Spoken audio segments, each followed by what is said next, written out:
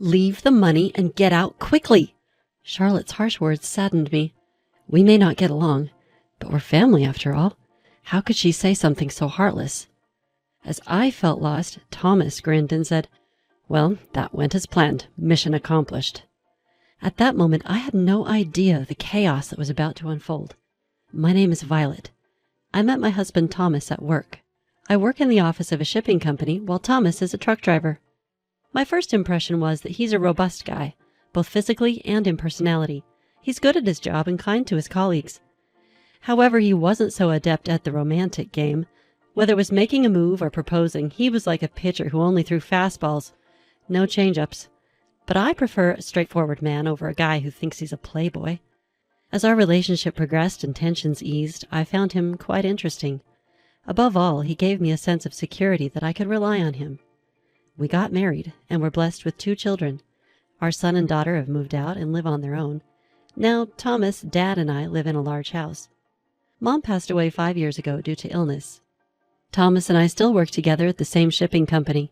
Thomas has been promoted to a supervisor and now handles the dispatching. We had a happy marriage, but one worry was my brother Jason. Dad is soft on Jason. Jason has been dreaming of becoming a rock singer since he was a teenager. He's still chasing his dream, pompadour and all, no matter his age. I won't discourage anyone from following their dreams. However, when he runs out of money, he comes to borrow from Dad, and Dad, being soft, lends him the money. Dad, lending money is fine, but has he ever paid you back? Violet, when you lend money, you should do it with the intention of giving. That means you shouldn't expect it back. Remember that. But Jason thinks he'll somehow make it. He's underestimating life's challenges. Isn't that risky? When I was young, I dreamed of becoming a novelist. But Victoria's parents said if I was going to marry her, I needed a stable job, so I gave up my dream and chose to marry. I don't regret getting married, but I do regret giving up my dream. That was the first time I'd ever heard about my dad's younger days. So that's why I want to support Jason's dreams. But it doesn't seem like Jason's putting in much effort. Do you really think he can achieve his dreams while goofing off all day? Mountain climbing isn't just about conquering the peak. Every step you take along the way is part of the story. Well, you sound like a poet. Makes sense since you wanted to be a novelist. Come on, you're making me blush with such direct praise. I'm not praising you. Initially, I was worried that Jason had some dirt on Dad and was blackmailing him, but it turns out Dad also chases dreams, so he probably understands Jason's desire to escape reality. One day, Jason brought a woman home. Let me introduce you. This is Charlotte. From her name, I expected a dainty woman. She was, well, big. Hi, I'm Charlotte. I'm Violet, the sister. Nice to meet you. Charlotte is 5 years younger than me, but much larger in build. Our first impression of her wasn't great. She was curt to both me and Dad, leaving us with the impression that she had poor manners. Eventually, Jason and Charlotte got married, so she became my younger sister-in-law. Neither Jason nor Charlotte held full-time jobs. They were always quitting their part-time jobs in a huff. Charlotte practices jujitsu and has a short temper, often bragging about putting her arrogant bosses or seniors in joint locks. I just hope she never gets arrested for it. Jason brags about stories that aren't brag-worthy, like headbutting a disrespectful boss. 2 kinds of stories I really can't stand: bragging about bad behavior in the past, bragging about fights. I think many women also find these kinds of bragging a turn-off. One day, Jason came home to borrow money from Dad again, and I finally spoke up. Jason, you're working, right? Why don't you have any money? I got into an argument with a plant manager just because I forgot to put away a cart. I told him it was workplace harassment. He yelled again, so I gave him a flying knee kick to the chin. Charlotte seemed pleased, asking, "Total KO?" I decided that if Dad wouldn't say it, I would. Every workplace has people you won't get along with, but even people I initially disliked turned out to be decent later on. I've often been glad I didn't pick a fight. You and I lead different lives. My pride is taller than the One World Trade Center, so yelling at me is practically asking for a flying knee. I couldn't believe my ears when Charlotte cut in. You siding with a boss who harasses people? That's not what I'm saying. Oh, so you're lecturing me. You better be ready for this. Ready? Want to take this outside? Or here's fine, too. I was flabbergasted. What is she, a teenager? Feeling threatened, I walked away. I couldn't believe she was actually picking a fight. Jason didn't intervene. Would he have stopped if it were his wife fighting his sister? Getting hurt would be the last straw. I knew I had to watch out for that couple. When I turned 50, Dad got sick and was hospitalized. It wasn't long before we had to say goodbye. People said he lived a long life at 80, but I didn't feel that way. The era of living to 100. I still wanted to talk about many things with Dad. When Thomas and I were alone, he said, "Violet, actually, Lawrence." What? Never mind. What do you mean, never mind? Just tell me. Later. Before much time had passed since the funeral, Charlotte approached me. Did Lawrence leave a will? A will? Probably not. He was hospitalized so suddenly. And if there's no will, then the inheritance. You're already talking about inheritance? I guess you're not even sad. How dare you? Want me to put you in the hospital? Try me. When I raised my voice, Charlotte grabbed my arm in anger. I was taken aback, but didn't want to apologize. Should we call the police? What are you doing? You made me sound like a monster for bringing up the inheritance, so I thought I'd teach you a life lesson with an arm lock. You're the one who's wrong, Violet. Enough! Don't yell. What are we going to do about the inheritance? I was momentarily speechless, but then I glared at Jason. Jason, aren't you sad that Dad passed away? That's irrelevant. Stop calling me stupid. I don't want to be called stupid by someone as stupid as you. What did you just say? The atmosphere was tense until Thomas arrived. What's going on here? Wife, you better tell your husband to raise the kids right. Those words crossed the line. I'll pass that message right along to Jason. Good on you. I'm fed up with you, Violet. This makes my decision easier. Decision? Jason dropped a bombshell. I'm the eldest son. That means the house and Dad's inheritance are all mine. Are you out of your mind? I'm perfectly sane, Jason said, stone-faced. Just as we were stunned by his audacity, Thomas spoke up. Violet, let's try to keep a cool head. We're not making any progress. Fine. We sat down at the table to hash it out. The inheritance is all mine and Charlotte's. Violet, I want you to give up your claim. That's ridiculous. Our dad isn't rich. If we split it between two households, there won't be much left. There's only two of Dad's children, me and Jason, so it should be divided between us. But Jason scowled. Look, Violet, you and Thomas both have jobs and are doing fine. I'm the one pursuing my dreams, so I'm the one who needs the money. Why don't you get a job, Jason? Let me finish. Living in the house means no rent, and with the inheritance, I can take on the world. Dad was cheering for me, you know. The best way to honor him is to pack Carnegie Hall. You can't even pack the local park. What if I do fill Carnegie Hall? Will you put your money where your mouth is? What are you talking about? I seriously considered calling the police. Thomas, what do you say? Can you give in? I cannot. Then Thomas calmly asked Jason, So, you're asking Violet to relinquish her claim? Yes. And you're okay with that, Jason? What are you talking about? Of course it's not okay. At that point, Charlotte glared at me. Shut up. You've been yapping like a puppy this whole time. Such words should not be tolerated. When I glared at her, Charlotte glared back with an angry face. Is it cute to yap like a puppy only until you're in your 20s? Stop pretending to be a young girl. It's embarrassing for a 50-year-old hag. Take that back. I won't tolerate insults. Thomas, wasn't it? You should have set her straight. What a useless couple you are. At this point, I couldn't keep quiet.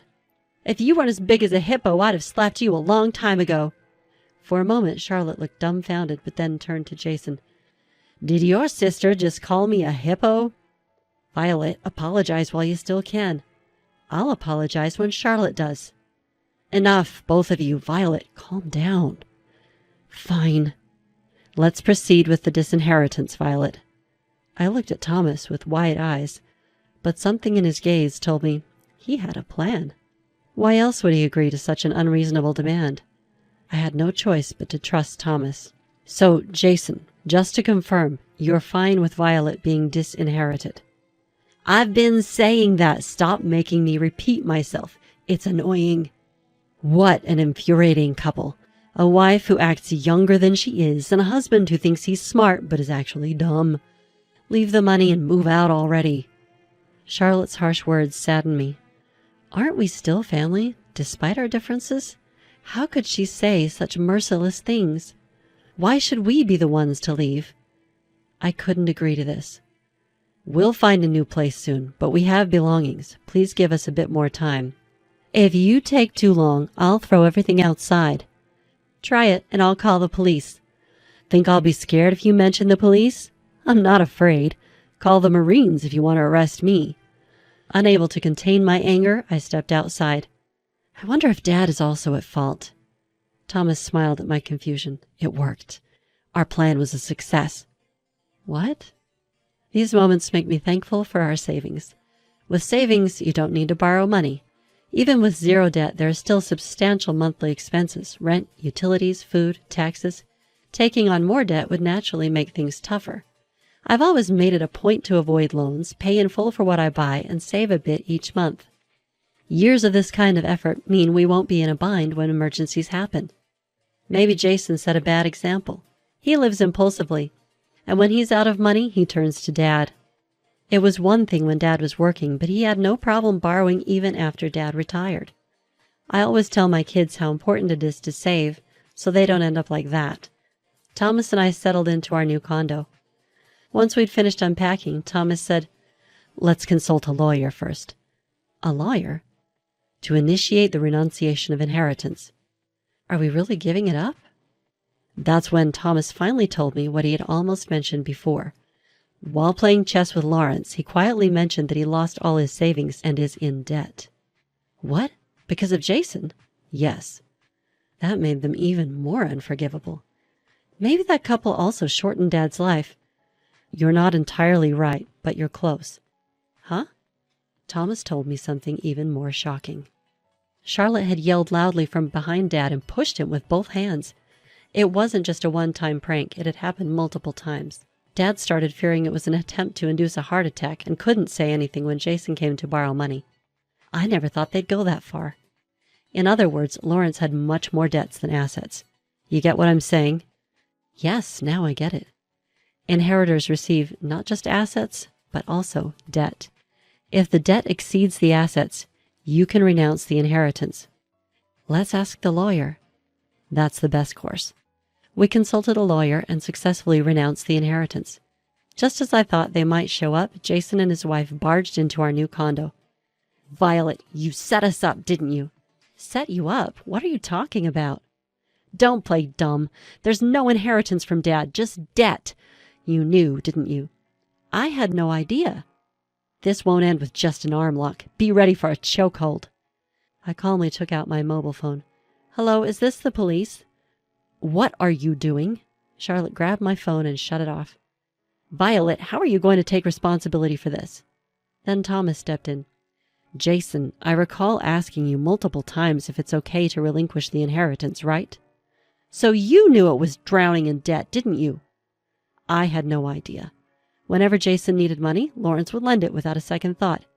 He gave out big amounts like it was nothing. I assumed Lawrence must be well off. Jason was at a loss for words when Charlotte interjected. Nice try, but you're not weaseling your way out of this. We inherited those debts. You two need to do something about it. What responsibility are you talking about? My spouse and I are not responsible for any of this. Hey, are you going to do something about this or not? Threats won't work on me. Or should we lay it all out for a third play? I'll share every detail of what happened. Jason, are you okay with that? How would I know that Dad went into debt just to give Jason money? If I knew, I would have stopped it. Do you even realize you shortened Dad's life? Unable to respond, Jason stayed silent, but Charlotte was defiant. If you're going to say that, are you okay with both of you ending up in the hospital?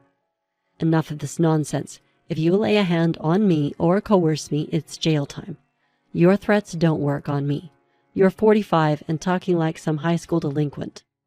Charlotte smirked, glanced back, and looked at Thomas again. "Wait, were those lines aimed at me?" "Right after saying it, you coerce me?" "Coercion is a serious crime, you know. You won't get probation." "Idiot! Are you a judge now? It's complex to decide whether probation applies in any crime. Don't talk nonsense when you know nothing." Seeing Charlotte's tirade, Thomas turned to Jason. "Jason, are you okay with this?" "Charlotte, just shut up for a second." "Excuse me, who are you telling to shut up?" Feeling something dangerous in Charlotte's menacing glare, I said, "If you want to fight, do it outside. I won't allow it in my house." "Let's go back for now." As Jason stepped out into the hallway, Charlotte followed. I quickly closed the door and locked it. I could hear their arguing voices, but I was more concerned about causing a disturbance in the neighborhood. "Did you just tell me to shut up? What are you going to do if I call the police?" "Don't worry, I'll call an ambulance in a minute." A few seconds later, I heard Jason's screams from down the hall, but I pretended not to know him. Immediately after that, I heard what sounded like a dying scream, but it had nothing to do with me. Jason and Charlotte had insulted us, so obviously they'd severed ties with our family. So whether they divorce or Charlotte gets arrested for assault, it has nothing to do with me. A few days later, I got a call from Jason. "Violet, I was wrong. Will you help me?" "Who is this?" "Don't be like that. We're siblings, right?" I couldn't help but feel it was too late. Turns out Jason was in the hospital. Apparently, Charlotte had broken his arm. This was like something straight out of a comic book. "Ever heard the term, 'you reap what you sow'? I'm genuinely sorry. Could you cut me some slack? I can't afford the hospital bills." "That's unfortunate." No matter how coldly I brushed him off, Jason kept begging.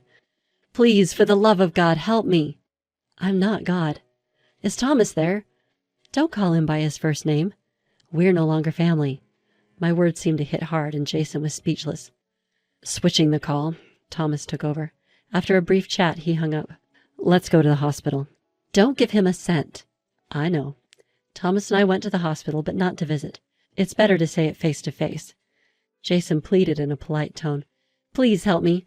Debt collectors have come to the first floor of the hospital. Their nurse told me. I'm scared to death." But Thomas looked stern.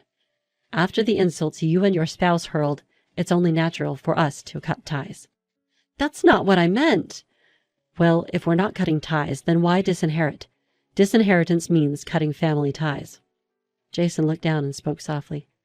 "I apologize for what I've done, but I need your help. I have no one else to turn to." "What about Charlotte?" "We're divorced." A family falling apart, then. She's at the police station for assault. It felt unreal. "You repeatedly called my wife an idiot. If I had called Charlotte that, you'd never forgive me." Jason looked troubled. People who spew hate often don't remember what they've said, but those on the receiving end don't forget. "I have a good memory. I remember every word you two have said. I have heard it from Charlotte as well. The wife should be properly disciplined by the husband. What does that even mean? Explain it to me." Thomas presses on logically. "What did Charlotte mean when she said a wife should lay down her body? Is that even something you should say to a woman?" "Those are not words you say to a woman." Jason seems to have forgotten not just his own comments, but also those made by Charlotte. "Yelling like a little puppy? That's a clear insult. As for my dear wife, you called her a young wannabe or a 50-year-old hag. Don't repeat it." "Sorry." Thomas doesn't let up. "You said it to me as well. When I asked repeatedly if I should disclaim my inheritance, you told me to stop making you repeat yourself because it's annoying. It's too late for any excuses now." Jason lowers his head on the bed, looking like he's about to cry. "I'm really sorry. Can you please find it in your heart to forgive me?" "No way. Charlotte called my wife an old hag, and you insulted me by saying I'm not mentally sharp. By the way, what does not mentally sharp mean? Explain it to me." Thomas glares at the trembling Jason. "Explain it." "What?" Jason shakes and his eyes go wide with a terrified look. "If I weren't in a hospital, I'd be yelling right now. Let's just cut ties off completely. You're the one who said to leave the money and move out quickly." Thomas looks down at the dejected Jason, then turns to me. "Shall we go?" "Yes." After all was said, I thought Thomas might end up offering financial help out of a sense of divine mercy, but he stood his ground. As we left the hospital, a smile crossed my face. I saw your scary side today. There's nothing like that. Be kind to me, okay? Of course. The storm has passed. From now on, I hope for peaceful days, basking in the warmth of spring sunlight.